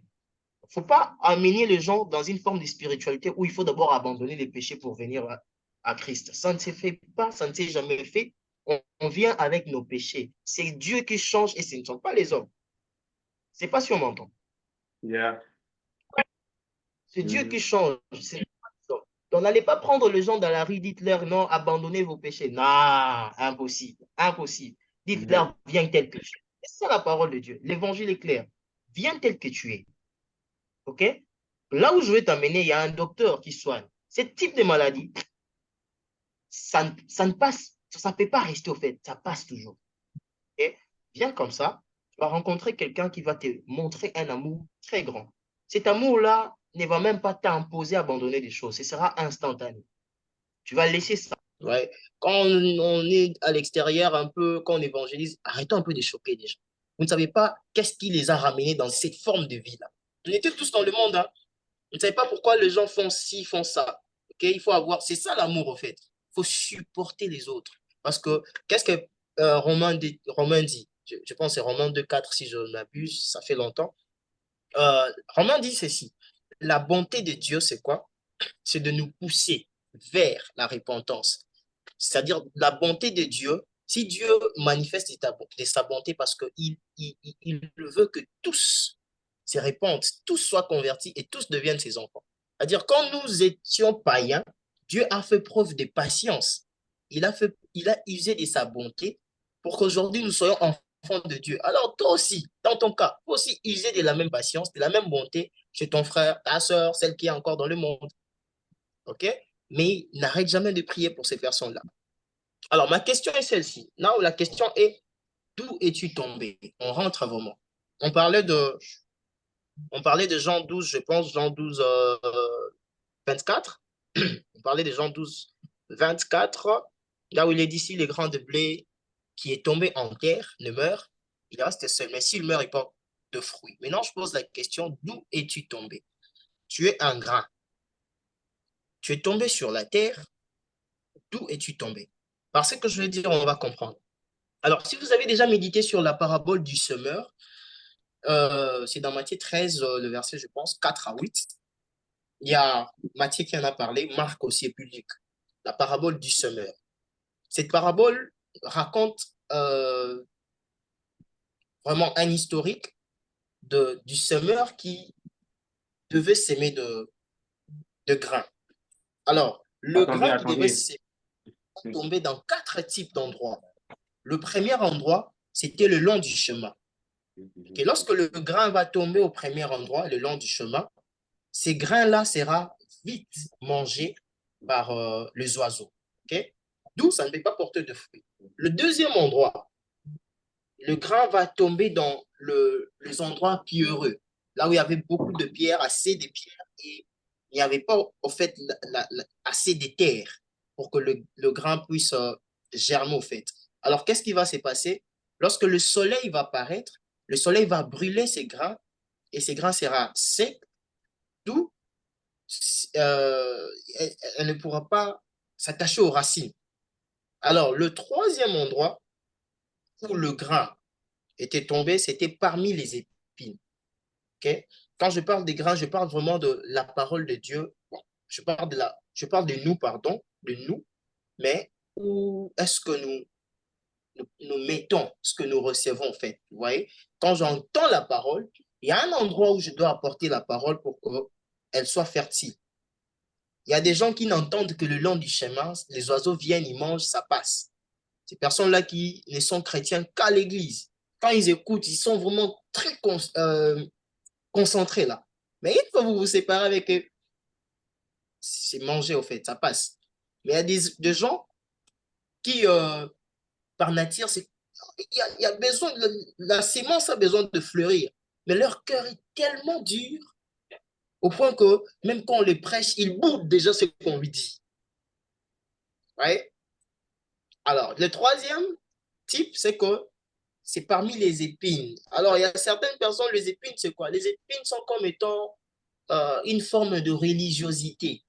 La personne connaît tellement les religions qu'elle est confuse, au fait. Quand on lui parle du christianisme, on parle de ça. Il veut un peu voir lesquelles des religions il trouve bien. Alors, à cause de ça, il ne sait pas capter la parole. Et les épines, lorsque elles montent, les épines vont étouffer tout ce qu'elles reçoivent. Mais voici le meilleur endroit d'où le grain doit tomber. C'est le quatrième endroit. Quand vous allez méditer sur Matthieu 13, 4 à 8, vous allez voir, le quatrième endroit, c'est dans la bonne terre. OK? Dans la bonne terre. La bonne terre représente un cœur, un endroit fertile. OK? Un endroit qui a accepté. C'est comme ça, on rentre maintenant avec le passage de Jean 12, 24. Jean 12, 24 dit, si les grains de blé qui est tombé en terre, on a précisé l'endroit où les grains doivent tomber. Les grains ne doivent pas tomber sur les épines, non plus dans les endroits pierreux, néanmoins tout au long du chemin, mais sur une bonne terre. Okay? Lorsque cette graine, ou le grain tombe sur une bonne terre, en ce moment-là, elle sera productive. Elle va produire du fruit. OK? Elle va produire du fruit. C'est-à-dire, une fois que le grain tombe, c'est-à-dire le grain commence à subir ce que nous avons appelé ce soir la mort et la renaissance. C'est-à-dire le grain va mourir pour renaître. Alors, une fois que la mort est totale, c'est-à-dire la mort est totale par l'abandon et le renoncement. C'est-à-dire quand j'ai accepté, c'est-à-dire en même temps j'abandonne ce que je faisais, je renonce en même temps, alors vient la nouvelle naissance. Okay? C'est là maintenant qu'on va parler de la nouvelle naissance. Tu ne naîtras de nouveau que de lors que tu auras tout abandonné. Ah, là, moi, je parle à quelqu'un.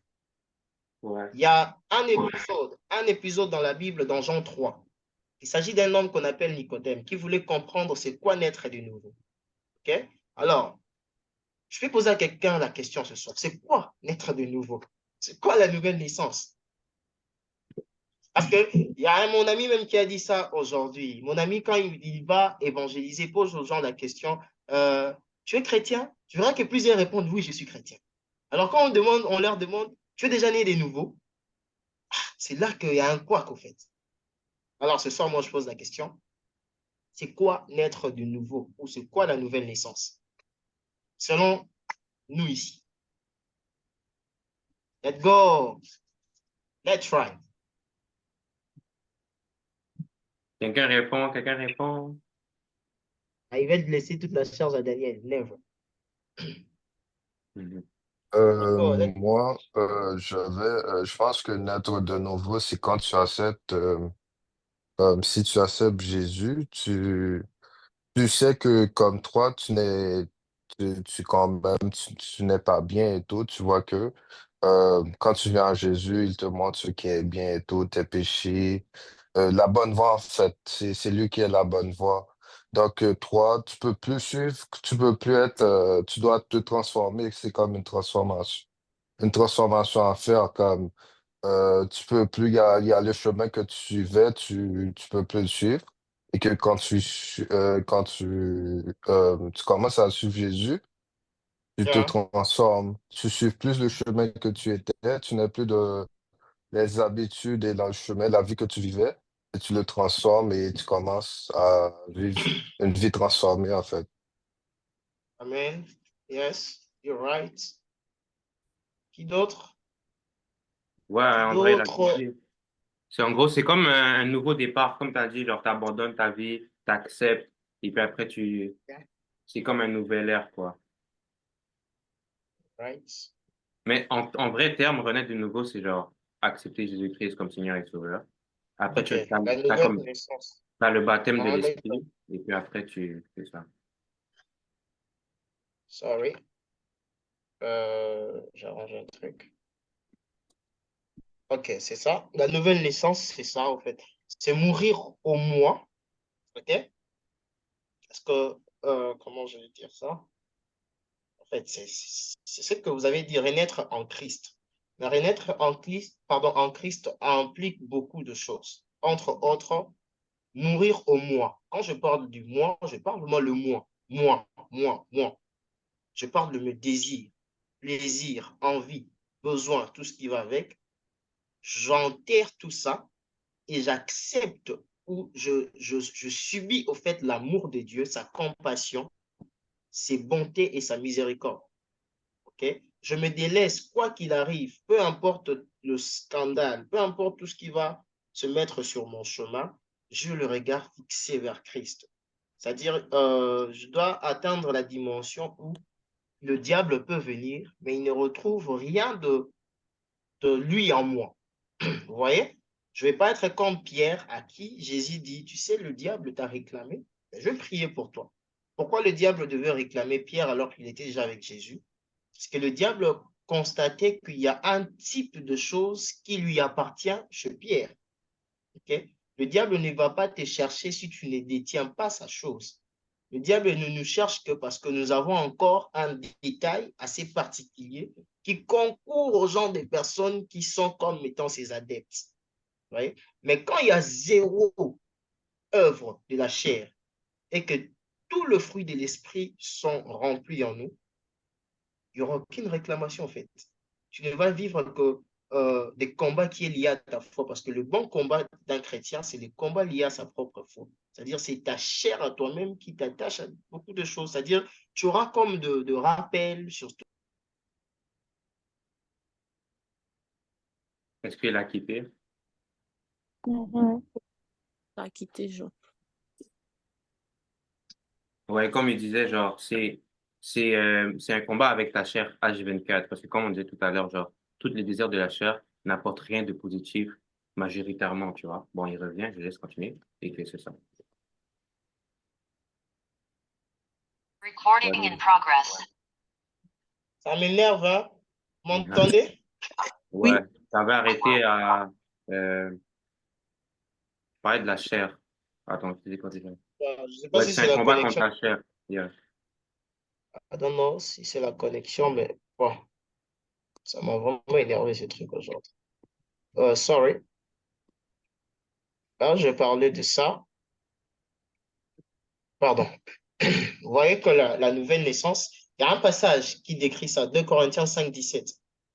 Nous sommes déjà à la fin. Hein. 2 Corinthiens 5, 17 dit, si quelqu'un est en Christ, il est une nouvelle créature. Les choses anciennes sont passées et voici toutes choses sont devenues nouvelles. Vous voyez? C'est-à-dire, c'est ça, c'est ce qui se passe à la nouvelle naissance. Les choses anciennes sont passées. Alors, la Bible dit que les choses anciennes sont passées. Toi, il faut réellement croire que c'est réellement passé. Certes, tu auras des souvenirs de ton passé parce qu'on ne peut pas t'enlever le souvenir.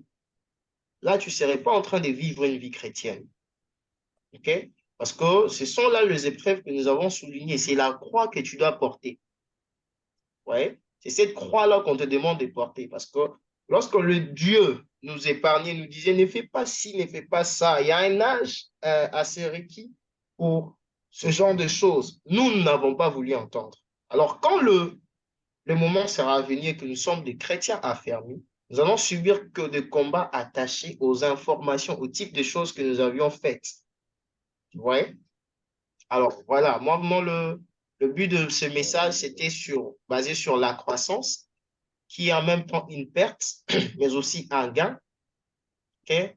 Il est très difficile, je disais tantôt, de grandir, mais il est important de grandir et d'abandonner certaines choses parce que là, nous allons vers une maturité et nous allons aussi vers une confiance pour qu'on puisse nous donner les choses qui sont habilitées à un âge, à l'âge que nous avons atteint, en fait. Ouais. Mhm. C'est-à-dire, on ne peut pas te confier de grandes choses si par les petites choses qu'on te donne, tu ne sais pas le gérer, en fait. Ouais. C'est comme ça qu'on ne peut pas confier quelque chose ayant beaucoup de valeur à un enfant. J'aimerais conclure en disant que par la croissance, quand je parle de grandir, je parlais vraiment d'un enfant, mais quand je parle de mûrir, je parle d'un fils. La différence qu'il y a dans la Bible entre un enfant et un fils, c'est qu'un enfant est sous la tutelle d'un père. Il n'a pas besoin de se poumonner pour manger. Il n'a même pas besoin de penser sur quoi que ce soit. Mais un fils, lorsqu'on devient fils, on a maintenant le souci du père. On peut se dire, voilà, mon père est fauché, il n'a plus de boulot, on ne sait pas ce qu'on peut manger, mais moi j'ai un petit boulot, je peux donner 300 $ à mon. Vous voyez, c'est ça un fils. Et le père sait que non, mon fils a grandi, il peut subvenir aux besoins de la famille. C'est ça, c'est comme ça que Dieu nous appelle en même temps enfants de Dieu parce qu'on vient de naître de nouveau. Mais plus tard, nous appelons, nous sommes ses fils. OK? Il dit, le passage, je crois, I forgot, I forgot, I forgot, I forgot, I forgot. J'ai oublié le passage, ok? Mais voilà, c'est ça la différence entre enfant et fils, ok? Yeah. Le fils a une maturité. Ils peuvent détecter lesquelles de choses se passent dans la famille. Voilà, il n'attend pas à ce qu'on lui donne quelque chose, mais lui, il commence maintenant à donner quelque chose. Vous voyez? Il faut maintenant atteindre cette dimension-là. Tu quittes la dimension d'être un enfant, mais tu deviens un fils. La dimension où tu peux apporter aussi des choses. Vous voyez, même dans ta relation avec Dieu, dans tes prières, ne sois pas qu'une personne qui démontre, mais sois aussi une personne qui veut connaître le cœur de Dieu et quoi faire pour que les choses marchent. Vous voyez, Mhm. Dieu a un plan merveilleux, il a une mission à accomplir avec nous, mais il veut voir aussi les personnes qui sont prêtes à travailler avec lui. Pas les usurpateurs, ceux-là qui sont que des profiteurs, qui ne viennent que pour prendre puis partir. Non. Je crois que ces moments ont été bénissants. Je crois que quelqu'un a pu sonder quelque chose. Et voilà, c'est votre Ouais, frère Michel. pour prendre fin, mais je Merci. dois rajouter un petit résumé que genre, Mhm. vraiment, en vrai, tu as tout dit, hein. Je sais même pas quoi dire, mais tu as tout dit. Mais juste revenir encore sur certains points, genre. Surtout quand tu as parlé de maturité. Vous voyez, genre, la maturité physique et spirituelle, c'est deux choses différentes. Tu vois, la maturité physique, comme tu disais, c'est basé sur, genre, à quoi tu ressembles, ton âge, tout ça, tu vois. Et la Ouais, maturité spirituelle, c'est basé sur la soif que tu as pour Dieu. Parce que comme Michel me disait tout à l'heure, avant qu'on fasse même l'appel, il me disait que tu vois, l'âge définit pas ta maturité. Pourquoi? Parce que, attends, 2 secondes, quelqu'un. Ouais, ouais. yeah, Genre, yeah. tu peux avoir quelqu'un de 15 ans, tu vois, physiquement, bien sûr qu'il est meilleur pour que toi, parce que il est plus grand que toi, il a installé plus que toi, avec qu'il est plus vieux, tu vois. Mais dans la maturité, quelqu'un de 15 ans peut t'apprendre beaucoup plus que quelqu'un de 30 ans peut t'apprendre, tu vois. Et tout est basé Amen. sur la soif que tu as pour Dieu, tu vois. Donc, c'est pas parce que quelqu'un vient t'enseigner et ça fait 1 an qu'il est dans la foi, tu vas pas l'écouter, mais quelqu'un qui est là et ça fait 10 ans dans la foi, tu vas l'écouter. Oui, ça fait du sens, mais la personne qui a fait 1 an dans la foi, peut-être que sa soif, elle est 4 fois plus que l'autre personne, tu vois. C'est ça pour dire que, genre, pour avoir cette soif, ça demande une marche jour après jour, pas 2 jours, 3 jours, je pose. C'est vraiment, this is a daily walk, tu vois, parce qu'on est dans un monde où ce que c'est contrôlé et guidé par les ténèbres. Et c'est juste nous, pas nous, mais par l'Esprit de Dieu que ça nous aide à surmonter. Et comme on a dit, on parlait de abandonner son passé. Tu dois abandonner ton passé à 100%. Mais par contre, Satan est très rusé. Il te connaît aussi et il va toujours ramener le passé pour te faire tomber. Pourquoi? Parce qu'il y a quelque chose dans le futur qu'il veut pas que tu vois. Tu vois, ça, c'est quelque chose que j'ai vu hier en plus.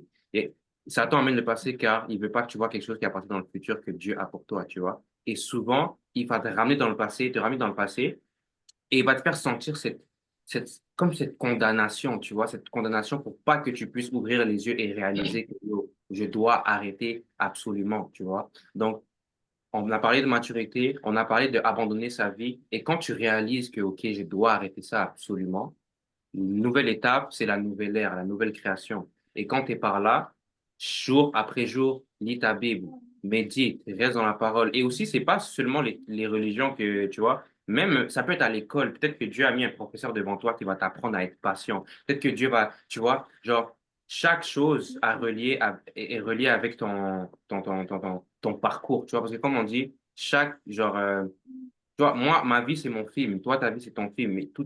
Et c'est toi-même qui détiens, genre, la fin de ton film, à quoi ça va ressembler, tu vois. Et c'est ça, en gros, guys. On a tout dit. Ouais, bref. Euh, On a tout je voulais dit. ajouter quelque chose. Vas-y, Je vas-y. pense que vous l'avez déjà dit peut-être, mais comme quand vous parlez de retraite de nouveau, je pense aussi que c'est un changement de nature. C'est comme tu changes ta vie, ta nature de péché pour vivre une vie dans Christ. Yeah, C'est plus ça, et ouais, c'est basiquement ça. c'est ça. Amen. T'as raison, genre. Abonner sa Yeah. vie pour Dieu. Et c'est la Mm. source de toute chose, les gars, genre. Là, on est jeunes, on est entre nous. Moi, je suis un jeune comme vous, hein, genre. C'est vraiment. Tout ce qu'on dit, ça vaut pour tout le monde ici, pour moi et Miché et Alvin et Anthony et tout le monde. Vraiment, nous devons continuer à... Attendez. On doit continuer à progresser jour après jour. Même si on tombe, on se relève, on continue, tu vois. On continue, on n'arrête pas. Et après, c'est la croissance, tu vois. Nous, on vise le succès, pas, tu vois. Tu peux fall, but get back up as soon as possible. Et puis, on Mhm. continue à avancer dans la foi, dans nos projets, je sais pas. Et garder Dieu au centre de toute chose. Puis c'est Amen. tout. Et si quelqu'un veut rajouter quelque chose, vas-y. Mais ouais. Mm. Voilà, c'est Ouais, bon. voilà, hein. Je pense que Euh, on a dépassé le temps de crazy. On est jusqu'à 20h, euh, c'est censé être 30 minutes. Mais bon, en tout cas, j'espère que vous avez bien aimé cet appel d'aujourd'hui, même si, bon, il n'y avait pas trop de conversation, mais au moins, c'était vraiment, moi, j'étais juste là, puis j'écoutais. J'ai laissé monsieur parler parce que tout ce qu'il disait, c'était vraiment c'est comme un preaching, tu vois. Et là, je le prends, je le mets ici et j'espère que tout le monde va faire ça. Et toute chose, c'est, tu vois, tu peux consommer, mais quand tu n'appliques pas, ça sert à rien. That's a waste of time. So, les gars, euh, tout ce qu'on dit, il faut l'appliquer dans nos vies. Même si c'est dur, même si on n'a pas envie, mais il faut absolument l'appliquer parce que on sera bénéficiaire à la fin de la journée. So, why not do it? Tu vois ce que je veux dire? So, on applique qu'on a appris aujourd'hui. Et puis, lundi prochain, il y a encore le Bible Study, chaque lundi. Et vraiment, c'est ça. Mais d'ailleurs, comme vous avez constaté, genre, on aimerait aussi que genre, vous aussi, vous puissiez, comme Miché, on l'a connu la semaine dernière. Si quelqu'un se propose, qu'il a envie de faire un petit message, et de un, le message, tu ne le fais pas tout seul, tu le fais avec soi, moi aussi, tu as un ami, je sais pas.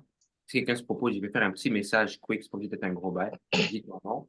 Et puis après, si tu veux le dire plus tard, c'est chill aussi. Mais ouais, si quelqu'un veut se proposer maintenant, vas-y, ok, mais à la fin, je comptais quand même prier pour tout le monde. vas-y. Et- Je comptais vraiment prier pour le quelque cas.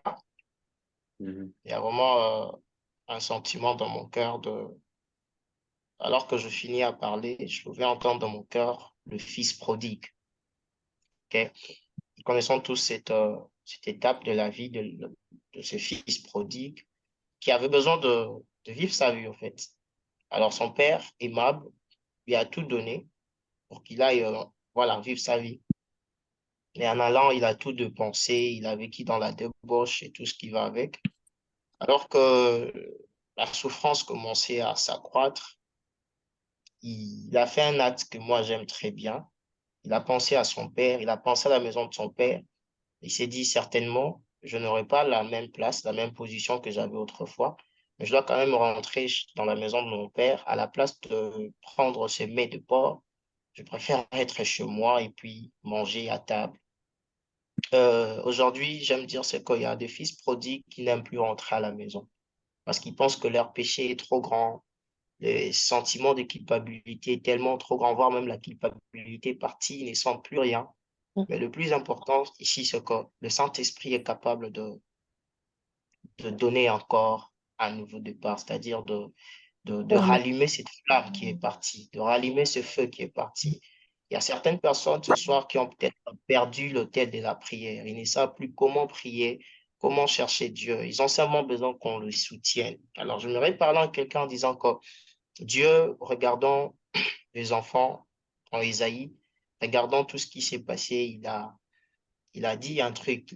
La Bible dit que, je pense, Isaïe 40, 29 à 31, que le jeune Jean ces fatigues des adolescents chancellent. J'aime le verset 30, je pense. Mais ceux qui se confient en l'Éternel renouvellent leur force. Ils prennent le vol comme les aigles. Ils courent et ne se fatiguent point. Ils marchent et ne se lassent point. À Josué, il a pu dire, fortifie-toi et prends courage, ne t'effraie point, ne te fatigue point, car l'Éternel sera avec toi dans tout ce que tu entreprendras. Là, je prie et je déclare dans la vie d'une personne que l'Éternel est ta force. Là où la force t'a quitté en cette nuit, je crois et je le déclare que le Seigneur passera par tous les canaux possibles, en songe, par une vision. Dieu te parlera. Dieu va rétablir l'autel de la prière.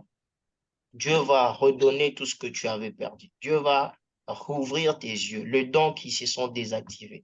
Je prie maintenant par le nom de Jésus. Père, je le déclare avec puissance, avec autorité, par le mandat reçu de toi, que le chêne soit brisé, que toute force négative, toute force du malin soit libérée.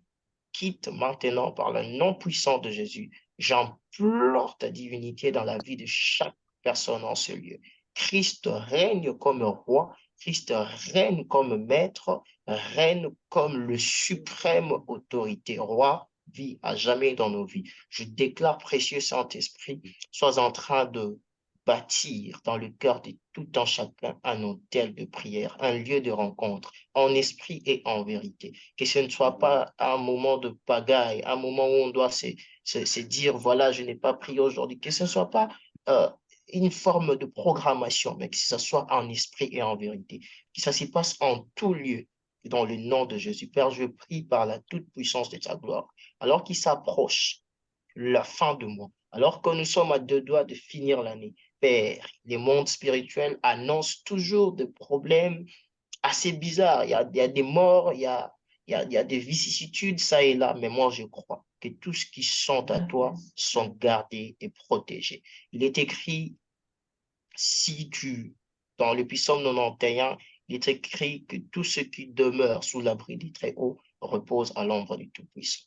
Il est encore écrit que tu enverras tes anges nous garder en chemin afin qu'aucune pierre ne puisse heurter nos pieds. Je prie que tu envoies tes anges. Je prie que tu envoies tes anges pour nous garder et nous protéger. Je prie que je le crois et je le confesse que 1000 tombera à notre côté, 10 000 à notre droite, ne seront pas atteints. Là où il se passera un problème, là où il se passera un problème, là où il y aura de coups de feu, Seigneur, nous serons invisibles, ni su, ni vu, ni vu, ni repéré, Seigneur. Là où il se passera un danger, nous nous passerons sans problème. Au nom de Jésus, garde, protège tes fils. Garde et protège la vision que tu nous as donnée jusqu'à l'éclosion. Dans le nom puissant et précieux de Jésus, je déclare et je dis Amen.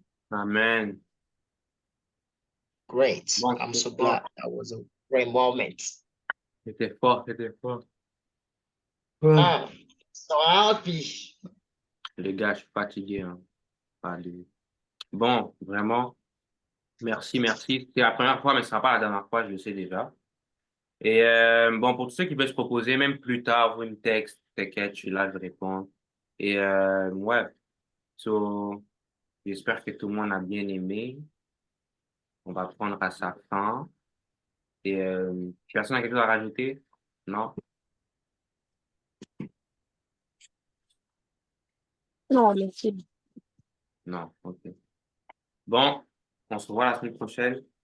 Vraiment, oubliez tout ce pas, il faut appliquer et surtout rester positif chaque matin, chaque jour. Et on tombe, on se relève, on tombe, on se relève, c'est partie du processus. Mais toujours viser de l'avant, n'oubliez jamais ça. Ça vaut pour vous et pour moi. Et c'est ça. Bon, ben, passez une bonne soirée, hein, tout le monde. On se voit la Merci. semaine prochaine. Merci. Bonne soirée, bonne nuit. Bye. Bye. Portez-vous bien. Ouais. Bye.